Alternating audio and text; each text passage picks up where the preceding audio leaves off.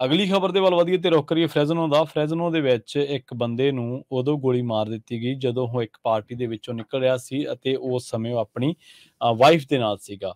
ਦੱਸਿਆ ਗਿਆ ਕਿ ਸਾਊਥ ਵੈਸਟ ਇਲਾਕਿਆਂ ਦੇ ਵਿੱਚ ਇਹ ਜਿਹੜਾ ਗੋਲੀ ਕਾਂਡ ਵਾਪਰਿਆ ਉਹਦੇ ਵਿੱਚ 25 ਸਾਲਾ ਜਿਹੜਾ ਸਿਮਨਜ਼ ਮਾਰਟੀਨੈਜ਼ ਆ ਉਹ ਮਾਰਿਆ ਗਿਆ। ਇਹ ਜਿਹੜੀ ਵਾਰਦਾਤ ਵਾਪਰੀ ਹੈ, ਇਹ ਵਾਰਦਾਤ ਵਾਪਰੀ ਹੈ ਥੋਰਨ ਐਵੀਨਿਊ ਤੇ ਗਿਆਰੀ ਸਟਰੀਟ ਦੇ ਲਾਗੇ ਛਾਗੇ ਸੰਡੇ ਦੀ ਮਿਡਨਾਈਟ ਨੂੰ ਦੱਸਿਆ ਗਿਆ। ਤੇ ਫ੍ਰੈਜ਼ਨੋ ਪੁਲਿਸ ਨੇ ਦੱਸਿਆ ਕਿ 25 ਸਾਲਾ ਸਿਮਨ ਮਾਰਟੀਨਜ਼ ਤੇ ਉਹਦੀ ਜਿਹੜੀ ਵਾਈਫ ਹੈ ਉਹ ਇੱਕ ਪਾਰਟੀ ਦੇ ਵਿੱਚੋਂ ਬਾਹਰ ਨਿਕਲ ਰਹੇ ਸੀ ਤੇ ਉਹਦੀ ਜਿਹੜਾ ਅਣਪਛਾਤੇ ਲੋਕਾਂ ਨੇ ਉਹਨਾਂ ਨੂੰ ਗੋਲੀ ਮਾਰ ਦਿੱਤੀ। ਗੋਲੀ ਮਾਰਨ ਦੀ ਘਟਨਾ ਕੀ ਸੀ ਜਾਂ ਉਹ ਗੋਲੀ ਕਿਉਂ ਮਾਰੀ ਗਈ, ਇਹਦੇ ਪਿੱਛੇ ਕਾਰਨ ਕੀ ਹੈ, ਇਹਦੇ ਬਾਰੇ ਹਾਲੇ ਕੁਝ ਵੀ ਜਿਹੜਾ ਉਹ ਦੱਸਿਆ ਨਹੀਂ ਗਿਆ। ਪਰ ਇੰਨਾ ਜ਼ਰੂਰ ਦੱਸਿਆ ਗਿਆ ਹੈ ਕਿ ਇਹ ਗੋਲੀ ਲੱਗਣ ਤੋਂ ਬਾਅਦ ਜਿਹੜਾ ਮਾਰਟੀਨਜ਼ ਹੈ ਉਹ ਗੰਭੀਰ ਰੂਪ ਦੇ ਵਿੱਚ ਜ਼ਖਮੀ ਹੋ ਗਿਆ ਸੀਗਾ ਤੇ ਜ਼ਖਮੀ ਹੋਣ ਤੋਂ ਬਾਅਦ ਜਿਹੜਾ ਉਹ ਥਾਂ ਉੱਥੇ ਹੀ ਉਹਦੀ ਜਿਹੜੀ ਆ ਮੌਤ ਹੋ ਗਈ ਸੀਗੀ। ਤੇ ਉਸ ਤੋਂ ਬਾਅਦ ਪੁਲਿਸ ਜਿਹੜੀ ਫ੍ਰੈਜ਼ਨੋ ਪੁਲਿਸ ਡਿਪਾਰਟਮੈਂਟ ਹੈ ਇਹਨਾਂ ਨੇ ਘਟਨਾ ਦੀ ਜਦੋਂ ਜਾਂਚ ਕੀਤੀ, ਪਤਾ ਲੱਗਿਆ ਕਿ ਇਹਦੇ ਕਿਉਂ ਹੈ। ਪਰ ਇੰਨਾ ਜ਼ਰੂਰ ਦੱਸਿਆ ਗਿਆ ਕਿ ਹਿਸਪੈਨਿਕ ਜਿਹੜਾ ਭਾਈਚਾਰਾ ਉੱਥੋਂ ਇਹ ਆਉਂਦਾ ਸੀਗਾ।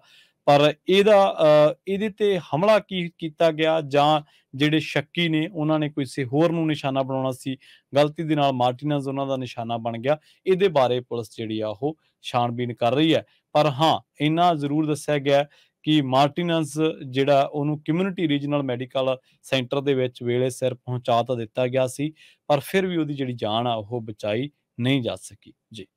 ਕੈਲੀਫੋਰਨੀਆ ਦੇ ਵਿੱਚ ਇੱਕ 3 ਸਾਲਾਂ ਦੇ ਬੱਚੇ ਨੇ ਆਪਣੀ ਹੀ 1 ਸਾਲਾਂ ਦੀ ਭੈਣ ਨੂੰ ਗੋਲੀ ਮਾਰ ਕੇ ਮਾਰ ਦਿੱਤਾ ਹੈ। ਸੋ ਇਹ ਸੈਨ ਡਿਏਗੋ ਕਾਉਂਟੀ ਦੇ ਸ਼ੈਰਿਫ ਆਫਿਸ ਇਸ ਦੀ ਇਨਵੈਸਟੀਗੇਸ਼ਨ ਕਰ ਰਹੇ ਆ ਵੀ ਕਿਸ ਤਰ੍ਹਾਂ ਜੋ ਗਨ ਆ ਉਹ 3 ਸਾਲਾਂ ਦੇ ਬੱਚੇ ਕੋਲ ਲੋਡਰ ਗਨ ਪਹੁੰਚ ਗਈ।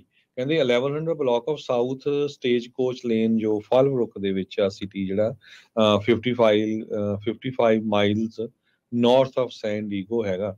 ਉੱਥੇ ਅੱਜ ਸਵੇਰੇ 7:30 ਵਜੇ ਦੇ ਕਰੀਬ ਉਹਨਾਂ ਨੂੰ ਕਾਲ ਆਈ। ਜਦੋਂ ਉਹਨਾਂ ਨੇ ਅਟੈਂਡ ਕੀਤੀ ਪੁਲਿਸ ਨੇ ਤੇ ਦੇਖਿਆ ਵੀ ਬਾਅਦ 'ਚ ਜਦੋਂ ਉਹ ਪਹੁੰਚੇ 3 ਸਾਲਾਂ ਦੇ ਇੱਕ ਬੱਚੇ ਨੇ ਇੱਕ ਗਨ ਦੇ ਨਾਲ ਆਪਣੀ ਹੀ ਭੈਣ ਜੋ 1 ਸਾਲ ਦੀ ਆ, ਸਿਰਫ 1 ਸਾਲ ਦੀ, ਉਹਨੂੰ ਗੋਲੀ ਮਾਰਤੀ ਤੇ ਉਸ ਨੂੰ ਬਾਅਦ ਦੇ ਵਿੱਚ ਪਮ ਮੈਡੀਕਲ ਸੈਂਟਰ ਆ ਉੱਥੇ ਲਿਜਾਇਆ ਗਿਆ ਤੇ ਪਰ 8:30 ਵਜੇ ਦੇ ਕਰੀਬ ਉਹਦੀ ਜਿਹੜੀ ਆ ਡੈਥ ਹੋ ਗਈ ਹੈਗੀ ਆ। ਸੋ ਮੈਡੀਕਲ ਐਗਜ਼ਾਮੀਨਰ ਆਟੋਪਸੀ ਕਰ ਰਹੇ ਆ ਤੇ ਕਿਸ ਹਿਸਾਬ ਦੇ ਨਾਲ ਜਿਹੜੀ ਡੈਥ ਹੋਈ ਹੈਗੀ ਆ।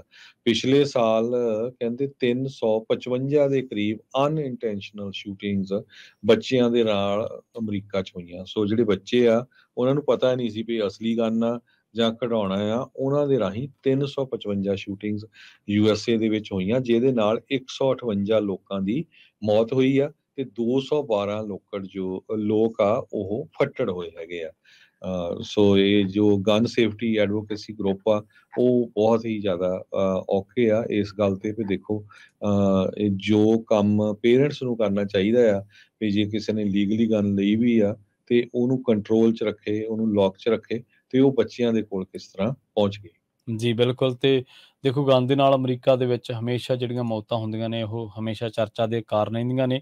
ਫ੍ਰੈਜ਼ਨੋ ਦੇ ਵਿੱਚ ਜਦੋਂ ਆਪਾਂ ਗੱਲਬਾਤ ਕਰ ਰਹੇ ਸੀਗੇ ਤੇ ਫ੍ਰੈਜ਼ਨੋ ਦੇ ਆંકੜੇ ਮੈਂ ਦੇਖ ਰਿਹਾ ਸੀਗਾ ਤੇ 2021 ਦੇ ਵਿੱਚ ਜੁਲਾਈ 17 ਤੱਕ 42 ਲੋਕ ਮਾਰੇ ਗਏ ਸੀ ਗਨ ਦੇ ਨਾਲ। ਇਸੇ ਤਰ੍ਹਾਂ 2022 ਦੇ ਵਿੱਚ 32 ਜਾਣੇ ਮਾਰੇ ਗਏ ਸੀ ਤੇ ਹੁਣ 20 ਜਾਣੇ ਜਿਹੜੇ ਆ ਉਹ ਗਨ ਵਾਇਲੈਂਸ ਦੇ ਨਾਲ ਜਾਂ ਜਿਹੜੇ ਕਿਸੇ ਦੀ ਵੀ ਮੌਤ ਹੋਈ ਤੇ ਉਹਦੇ ਵਿੱਚ ਗਨ ਦਾ ਜਿਹੜਾ ਐਂਗਲ ਬਣਿਆ ਤੇ ਇਹ 19ਵਾਂ ਜਿਹੜਾ ਹੋਮੀਸਾਈਡ ਆ ਫ੍ਰੈਜ਼ਨੋ ਦੇ ਵਿੱਚ ਹੋਇਆ ਸੀਗਾ।